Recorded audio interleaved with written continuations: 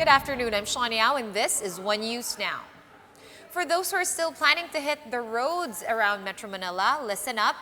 Prepare to extend your patience as long queues of private vehicles and motorcycles are now back on EDSA. Greg Gregorio is joining us live from the MRT Ortigas station to tell us the latest. Greg, how is it looking over there? I did pass by there this morning, and that's where the bottleneck was. Has it improved on this first day of MECQ?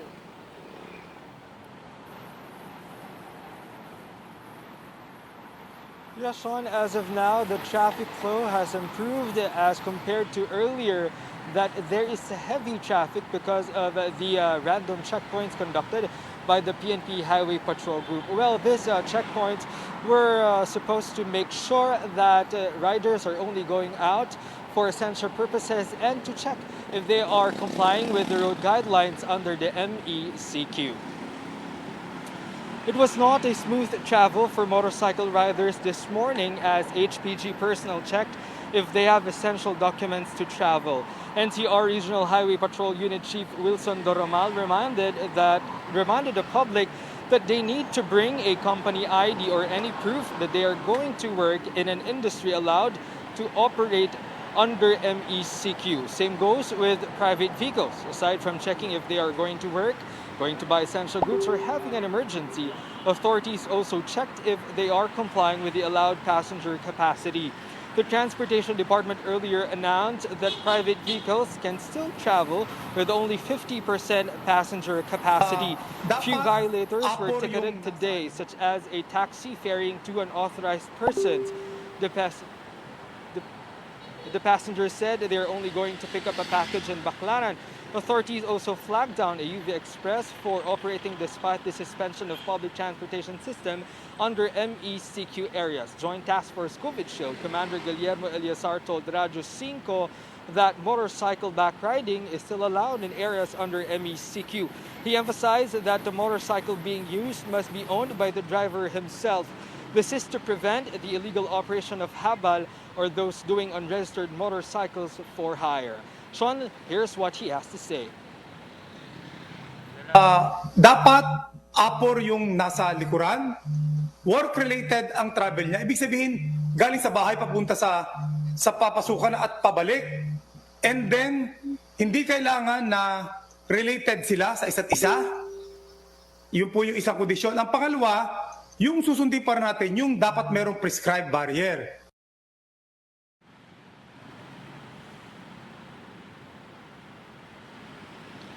Sean, a few seconds ago, the HPG personnel here at the MRT Ortigas station are already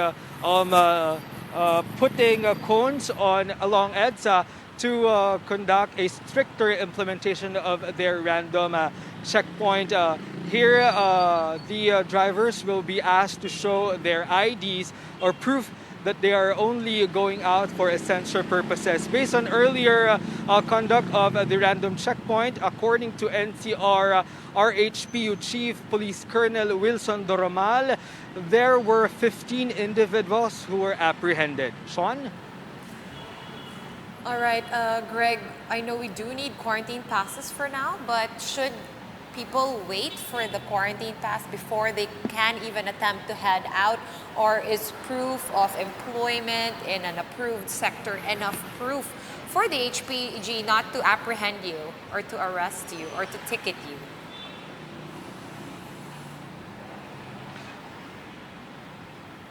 Sean asked for the HPG, the company ID would suffice if an individual will go out for work or if he or she is going to his or her company because she or he may be part of a skeletal workforce.